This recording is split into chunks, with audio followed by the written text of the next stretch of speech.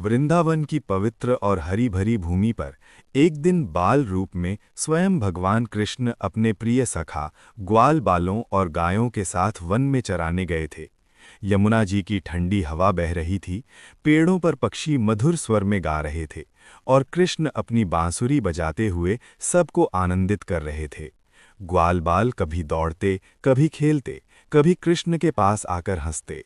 तभी अचानक उन्हें एक बहुत ही विशाल और विचित्र बगुला दिखाई दिया, जिसका शरीर पहाड़ जैसा ऊंचा, आंखें अंगारों की तरह लाल और चोंच तलवार से भी अधिक तेज थी।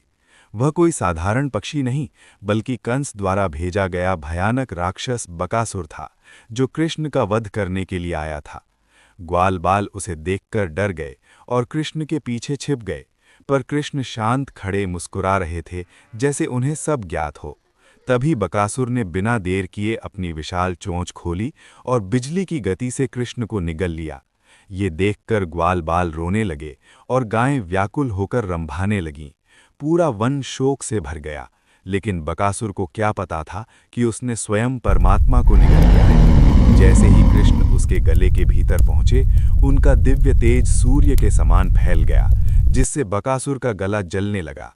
उसकी आंखें बाहर निकलने लगीं और वह पीड़ा से तड़प उठा। तुरंत उसने कृष्ण को बाहर उगल दिया। कृष्ण बाहर आकर बिल्कुल शांत खड़े रहे।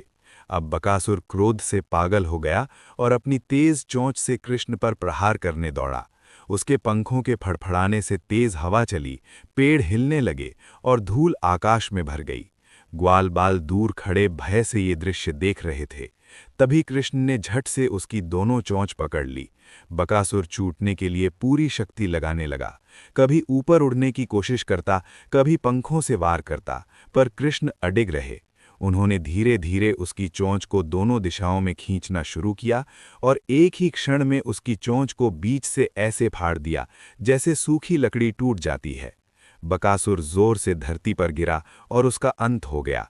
उसी समय आकाश में दुंदुभियां बजने लगीं, देवताओं ने पुष्प वर्षा की और कृष्ण की जय जयकार करने लगे। ग्वाल बाल दौड़कर कृष्ण से लिपट गए। कोई उनके चरण पकड़ने लगा तो कोई उन्हें गले लगाने लगा। गायें भी उनके पास आकर प्रेम से उन्हें चाटने लगीं।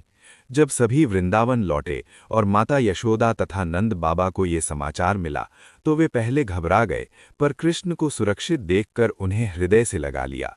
पूरे वृंदावन में उत्सव सा वातावरण हो गया।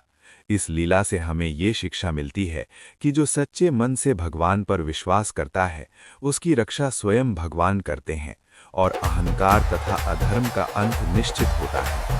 बाल रूप में भी कृष्ण ने ये सिद्ध कर दिया कि सच्ची शक्ति प्रेम